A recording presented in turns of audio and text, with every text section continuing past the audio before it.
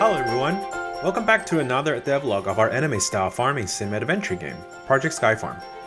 We have tons of exciting things to show you today, like the first glimpse of our combat system, new animation moveset, placeholder enemies, concept art for the enemies in the first region, and some finalized concept art on the land below ruins. Okay, let's get this ball rolling.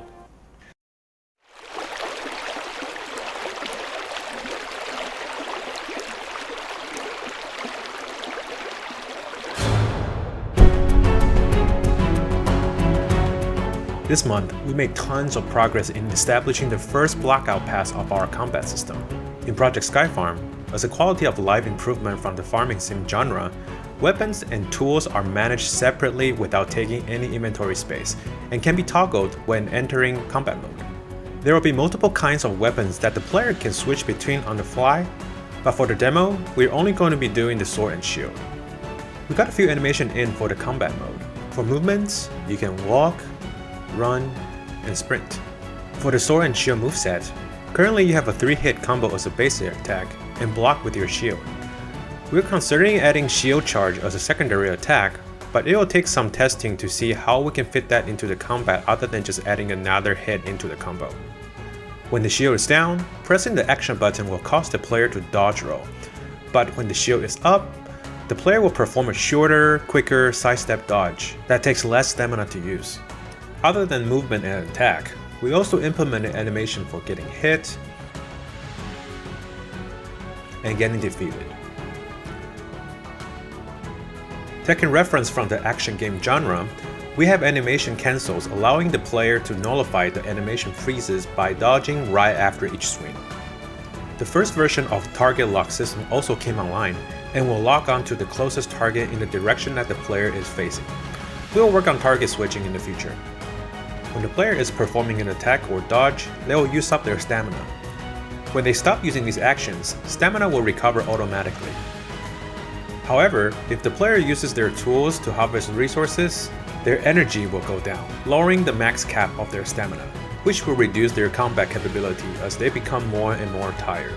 Because of this, it's important for the player to consume food or Ember's lunchbox to recover energy. On the enemy side, we implemented a placeholder model for our first enemy to get the coding and AI portion going, but it will be replaced once we concept and model the real slime model. The first enemy is the Swarmer enemy archetype. They are great in numbers and wander around the area. When they detect the player, they will alert each other and quickly surround the player. Don't worry though, to prevent the player from getting stun-locked by them, only a few will attack at a time.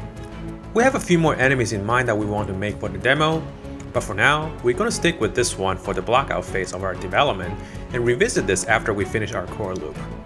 Speaking of enemies, we started a concept on slimes. We want slimes in our game to not just be the first enemy that the player fights like every other RPG game. Instead, we want them to tell a story as well.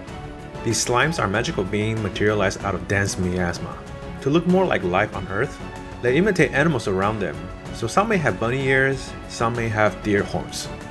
Through time, they gain intelligence, form a kingdom, and give each other jobs like wizard and knights.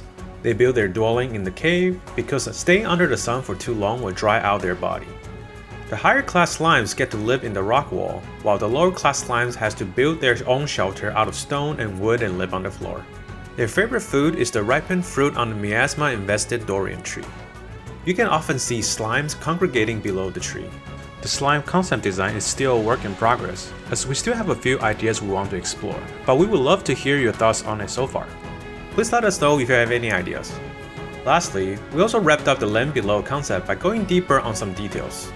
We concepted some makeshift structure made by human adventurers in the past, prior to the day that the Celestial Gate shot permanently. As we mentioned in the last devlog, the player can take on different routes to reach their next checkpoint. We want to make sure there are some functional and visual difference between the routes. Take the durian tree as an example. In the monster route, it will be overtaken by miasma with ripened fruit on the tree that attracts slimes. This will be served as an infinite spawner for slimes. The player needs to destroy them before they are overwhelmed by slimes. In the flora route, rare plants can be found at the base of a stabilized durian tree. In the ruin area, we went with the idea of combining nature and destroyed building together.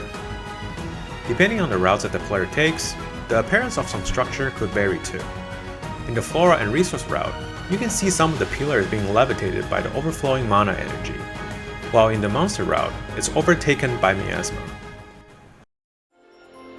We hope you guys like what we got so far for the combat. We know we still have a long way to go to make sure the combat feels balanced and fluid, but for now, this is good enough to allow us to move forward with connecting the rest of the stuff together to complete our minimum viable gameplay loop.